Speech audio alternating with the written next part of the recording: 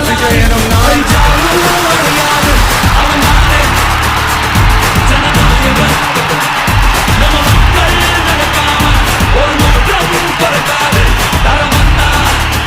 சட்டப்படி அமைக்கப்பெற்ற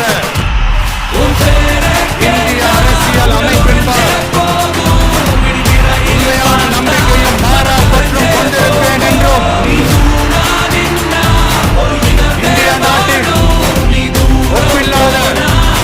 முழு முதல் ஆட்சியையும் ஒருமையையும் நிலைநிறுத்துவேன் என்றும் தமிழ்நாட்டு அரசின் முதலமைச்சராக உண்மையாகவும் புலச்சான்றின் படியும் என் கடமைகளை நிறைவேற்றுவேன் என்றும்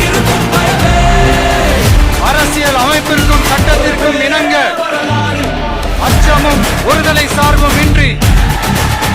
விருப்பு வெறுப்பை விலக்கி பலதரப்பட்ட மக்கள் அனைவருக்கும் நேர்மையானதை செய்வேன் என்றும் ஆண்டவன் மீது ஆணையிட்டு உறுதிமொழிகிறேன்.